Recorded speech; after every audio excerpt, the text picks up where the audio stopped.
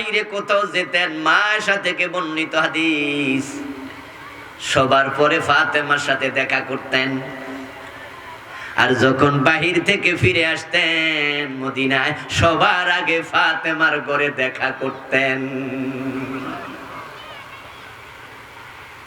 মা আয়েশা থেকে বর্ণিত হাদিস, ফাতেমার ব্যাপারে মা আয়েশা বলতেছেন, রাসূলুল্লাহ চেহারার সাথে ফাতেমার চেহারার মিল ছিল, রাসূলুল্লাহর কথার সাথে ফাতেমার কথা বলার ঢঙের মিল ছিল।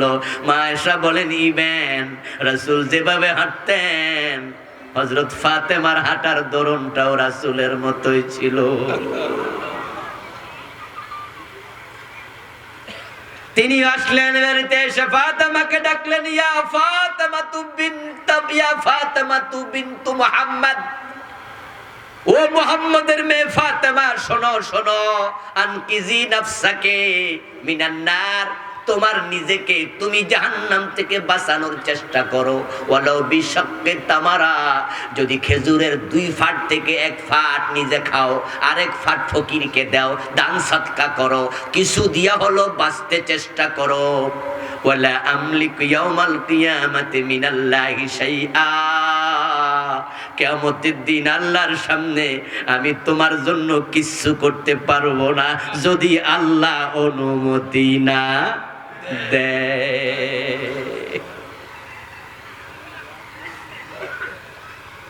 আয়াতুল কুরসি আমরা 5 ওয়াক্ত নামাজের পরে পড়ি, আপনারা পড়েননি? 5 ওয়াক্ত নামাজের পরে আয়াতুল কুরসি পড়েন? আচ্ছা, যারা পড়েন তারা একটু হাত দেখান তো, আস্তে করে দেখি কেমন লোকে পড়ে। মাশাআল্লাহ, আলহামদুলিল্লাহ, হাত নামান। অনেকে পড়ে, অনেকে আবার পড়েন না, পড়বেন এটা। আল্লাহর হাবিব সাল্লাল্লাহু আলাইহি সাল্লাম বলেছেন, যে ব্যক্তি ফরজ নামাজের পরে 5 ওয়াক্তে আয়াতুল কুরসি নিয়মিত পড়তে থাকবে, তার মাঝে আর জান্নাতের মাঝে পার্থক্য, ব্যবধান শুধু তার মৃত্যু। এর মানে মরতে দেরি, জান্নাত পেতে আর দেরি হবে না। সুবহানাল্লাহ পড়েন, এটা পড়বেন। আমিও মিস দেই না, আলহামদুলিল্লাহ পড়ি, আপনারা পড়বেন। আয়াতুল কুরসির মাঝে আছে, মান যাল্লাযী ইয়াশফাউ ইনদাহু ইল্লা বিইযনি, আসেনি? আসেনি? বাংলা অর্থ কি? বাংলা অর্থ হলো, সেদিন আল্লাহর সামনে তার অনুমতি ছাড়া কে সুপারিশ করবা? আল্লাহ জিজ্ঞাসা করতেছে, কে আছো আমার অনুমতি ছাড়া সুপারিশ করবা? এর মানে হলো নবী মুহাম্মদ পারবে না আল্লাহর অনুমতি ছাড়া সুপারিশ করতে। ওয়ালা ইয়াশফাউনা ইল্লা লিমান ইরতাদা, আরে কে আল্লাহ কয়, আমি আল্লাহ যার উপর খুশি না তার জন্য কোনো সুপারিশকে করবে না, সুযোগ নাই, অনুমতি দিব না।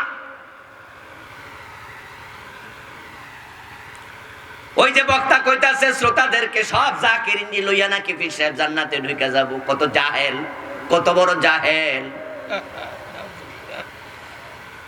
কত বড় জাহেল, কত বড় জাহেল। আল্লাহ কোরআনের আরেক আয়াতে বলে, কুল্লিল্লাহিশ শাফাতু জামিয়া,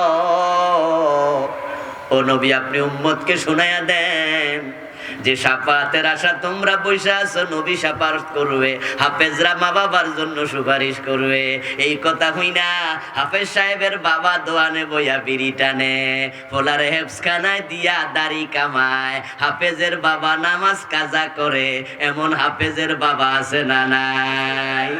সবাই কথা বলি নাই, কিছু কিছু আছে মনে মনে ভাবে আমার ছেলে হাফেজ, 10 জন রে নাকি সুপারিশ করব। যদি 10 জন রে করে তাহলে আমার রোল নাম্বার কত? কথা কয় না। হাফেজ সাহেবের বাবা মনে মনে ভাবে, যদি আমার ফুতে 10 জন রে সুপারিশ করে বেহেশতে নেয়, তাহলে আমি বিড়ি মিড়ি খাইলে অসুবিধা কি? 2 ওয়াক্ত নামাজ যদি বাদ দেই তাহলে আমি দুজকে গেল, তো আমার রোল নাম্বার কত? এত সোজা, এত সোজা। কুল্লিল্লাহিশ শাফাআতু জামিআ, সুপারিশটা থাকবে আল্লাহর হাতের মুঠায়। হাশরের ময়দানে নবীরা পর্যন্ত ইয়া নাফসি বলবে, এমন হাদিস আছে না নাই? আর উনি পীর সাহেবের কথা কইতাছে, জাকিরিন ভাইয়েরা আপনারা নিশ্চিত থাকেন, এই শব্দ নাকি কইছে? এই বক্তারে চিকন ব্যাট দিয়া ফিটানো দরকার। মোটা বেতার কথা কইছি না, বেতা পাইব, আবার বক্তা মানুষ তো তাই চিকনটা কইছি।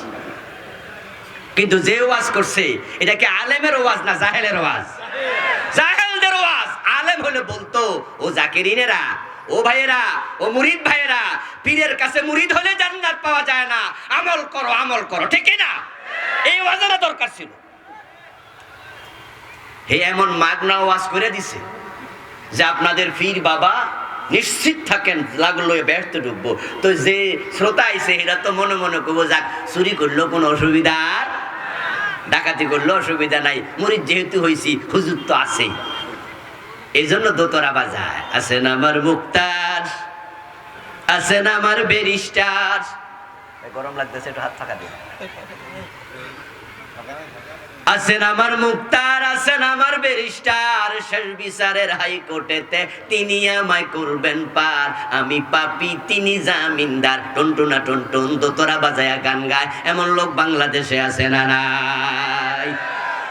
সবাই কি জান্নাতে যাবে? জান্নাত বুঝিয়ে তো মাগনা মিলে।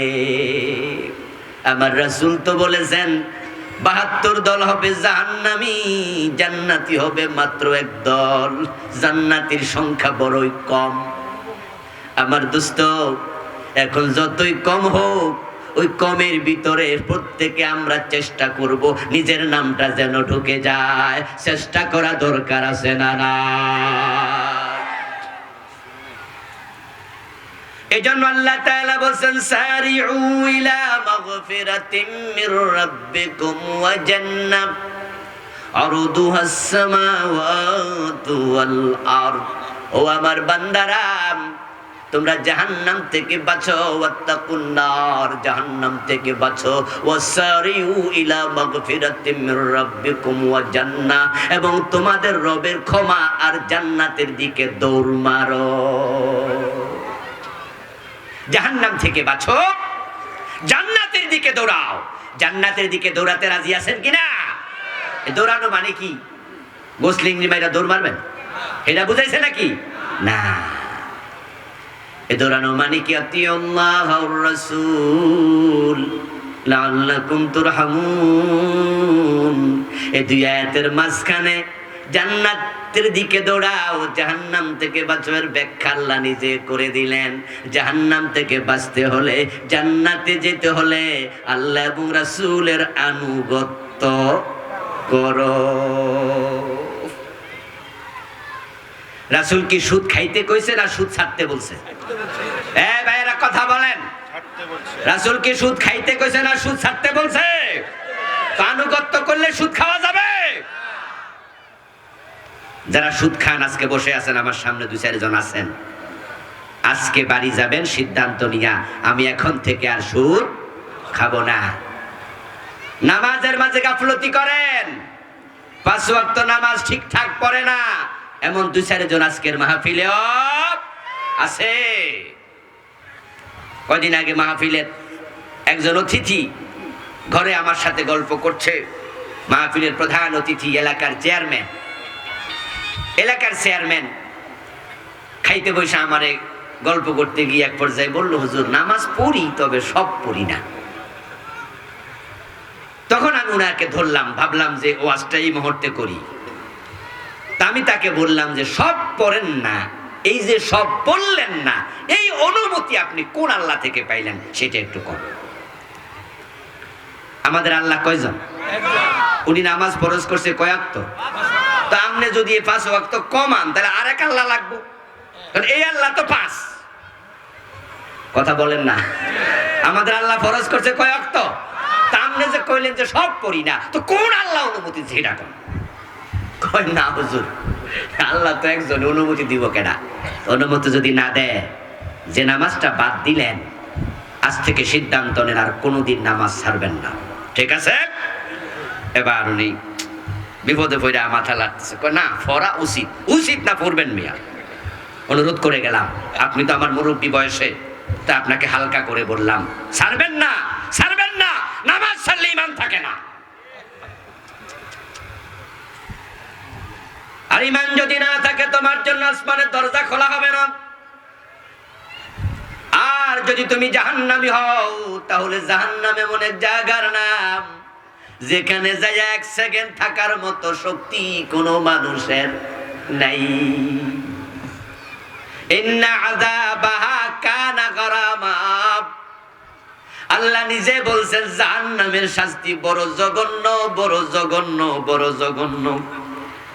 রাসূলুল্লাহ সাল্লাল্লাহু আলাইহি ওয়াসাল্লাম বলতেছেন, শোনো, ইউতা ইয়াউমাল কিয়ামাতি বিআনউমি আহলিদ দুনিয়া মিনাল কুফার।